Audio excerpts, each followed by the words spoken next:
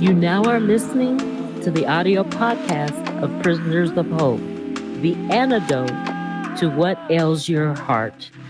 I'm your host, Dr. Deborah Whitson.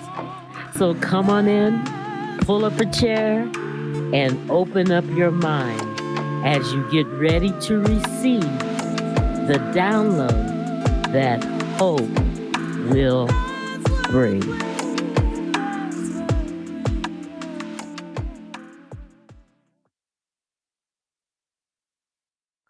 Well, hey, it is a awesome day, and I am your host, Dr. D.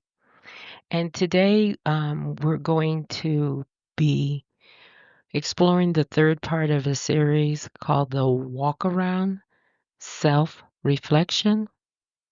In the first part of the series, we defined what self reflection was and what the Bible said about it and why it was important. And in the second part of the series, we looked at the dark side and how the devil gets in and distorts us. Okay. And we're going to do a recap of that, of cognitive distortions, and then go on to what I call my takeaways. So enjoy. So Satan uses these distortions to get you off path. So let's talk about some strategies for overcoming these cognitive distortions. The first one I want to talk about is meditation. Meditate on the word, on your favorite Bible verses. I have a set of emergency verses when I get in trouble. So you establish your own. Meditate is one way that you can focus on what is true instead of the distortion that the enemy will have you focus on. The next strategy is mindfulness or thought reframing. Question your thoughts. What are you thinking about? Are they based on facts? Are you basing them on assumptions about the future? Replace negative or distorted or distorted thought patterns with healthier ones, more realistic perspectives. Reframing mindfulness. The next one is get help. Get help, reach out. Talk to someone you trust, a good friend or a professional, to get you grounding correctly, to get you grounding perspective. Reach out to get you an anchor to talk to you. Sometimes it helps just to talk it out, right? Talk it out, talk it out. The next strategy is to take care. Take care of your physical health through exercise, through diet, and sleep. Take care. I forgot what prophet it was. I can't think right now. Come to me later. But he had dealt with um, predicting that it wouldn't rain, and this one queen who was evil, and her name escapes me too. Um, Gosh, I can't think of any names today, but she said, "I'm gonna kill you." So he ran to the hills and he said, "Oh, I'm the only one. I'm the only one, the prophet that is left." And basically, God told him to go to sleep. And then an angel woke him up and told him to eat. So to eat and rest, get some sleep.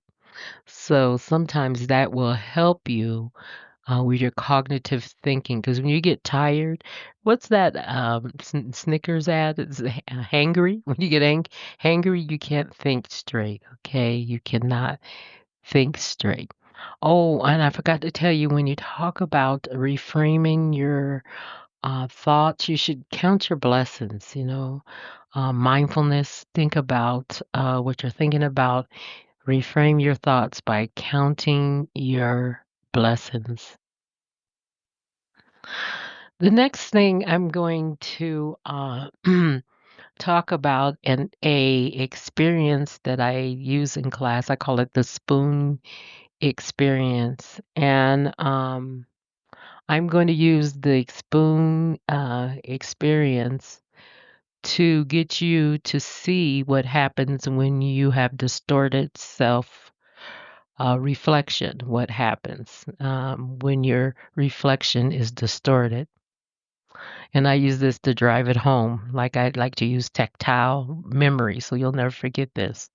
So, in order to do this, this is a participative type of thing. You need to go to your silverware drawer and pick out a large spoon, preferably like a tablespoon, but it has to be aluminum spoon, one or silver, actually silver spoon, or something where you can see your reflection in. Okay, so you want to go to the silverware drawer and pick it out. I'll wait for you. Okay.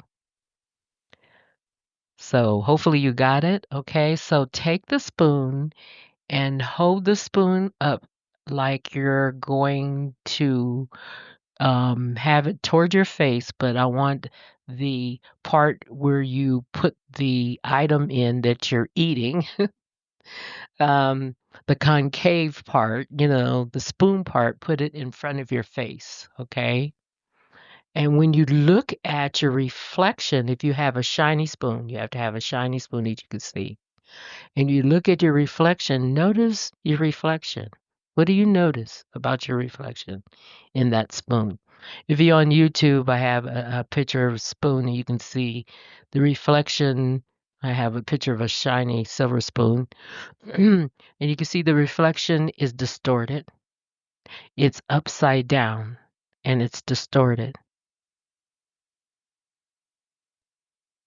And I use this to introduce the last strategy for overcoming cognitive distortments. You have to reach out, get your eyes off yourself, because when your eyes are on yourself, it's like looking at reflection in the spoon, and your reflection is distorted and is upside down. You have to go out and help someone else. You could volunteer at your local church or at your church or some other church or at a homeless shelter, at a library. Um, volunteer to help at the hospital or some other nonprofit organization. It is amazing how a lot of our distortions dissipate when we take our eyes off ourselves. So remember, when you're into yourself, you're all distorted. Take that spoon out. You're distorted and you're upside down. Now, if you turn the spoon around, give of yourself instead of, try to spoon other people out. Give of yourself. Turn that spoon around so the back part of the spoon is facing you. You notice when you give of your spoon, your reflection is not distorted and is right side up. So that's a little tactile example that you can use when you're trying to overcome cognitive distortions. Now I want to cover some takeaways. These are my personal takeaways. What I have learned through spending time in self-reflection. I want to warn you about my list. It's an evolving list. It's like glory to glory. Okay. So it's not mutually exclusive and it's not exhaustive. Okay. The first thing I've learned the hard way is I'm going to resolve to stay on the path because when I get off the path, all hell breaks loose. Okay. In other words, resolve to follow God's narrow path. It is a narrow path. It's easy to slip off, but He promises that He will guide you. The God who does not sleep, slumber, or stop or get tired. He will guide your path and He will send people to guide your path. So relax. The next takeaway through self-reflection. And I had to learn this over and over again. And in the future, I'll probably have to learn it again and remind myself is that comparisons are deadly. Comparisons are a tool used against your heart by the devil. Comparisons are a thief of joy. You know, I remember when I was raising my kids and I was hanging out with other people raising their kids and if my kid wasn't potty trained at least before, I would like it before or maybe during the time when they were potty training, everything was okay. But if my kid was late, I would feel less than. I would feel that something's wrong. That kid is now 24 and my oldest is 31. And believe me, that was a waste of my time. Okay. In her book entitled Killing Comparison, Nora Jones, it's a real good book, employs her readers to reject the lie that they're not enough. They're not good enough.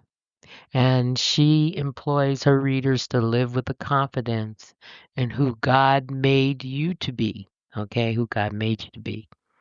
So stop comparing yourself because you compare yourself. When you compare yourself, you compare the best of what you think you see with the worst of what you know of yourself. And that's never equal.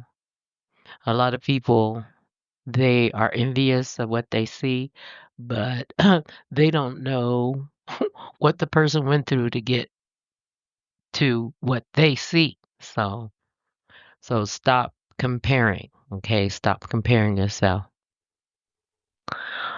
Um, I've also learned that there is a battle going on, and you not being aware of it does not mean that the battle is still not raging. You have to keep your eyes open and keep your sword sharpened. There is a battle going on. We're incidental. I believe that we're incidental to the battle. The only thing we have a choice is what side we're going to come down on in that particular, any given moment. There is a battle between evil and good going on. And there's a passage I really love, and it says, Be still and know that I am God. Be still and know.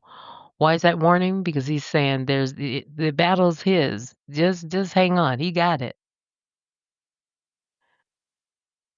Rest is an essential part of the battle. I had to learn this because I am a very hyper person. I tend to not rest. When I'm resting, I'm thinking about the guilt of resting and what I could be doing instead of resting. But rest is an essential part of the battle. That what gets you ready for the battle. That's why God established the Sabbath. Even God rested the seventh day. So who do you think you are? That's what I have to tell myself. These are my personal takeaways. Yours might be when you're like if you're a person who likes to rest all the time, yours might your take might be get up and work. But these are my personal ones. Another one that I had to learn and I learned over and over again is that being anxious is a waste of time. It's wasted energy. It really is. Don't waste your time. The Bible tells you don't be anxious.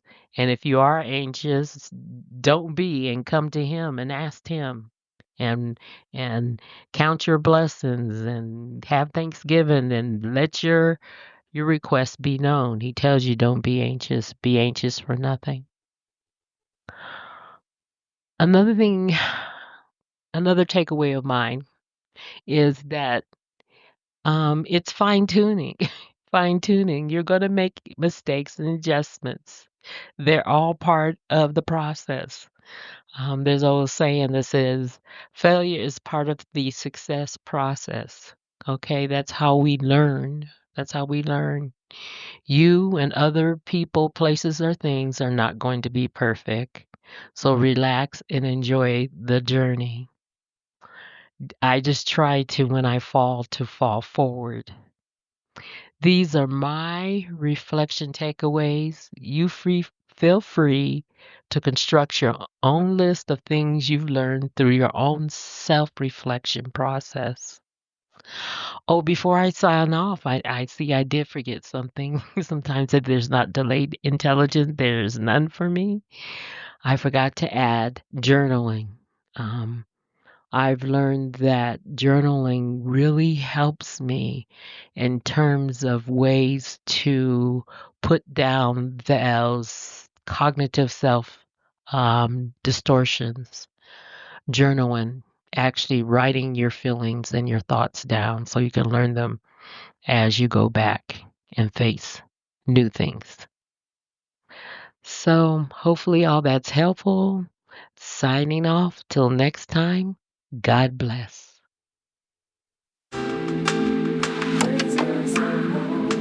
My hope is that this journey has been fruitful and you're able to take it and apply it to your life.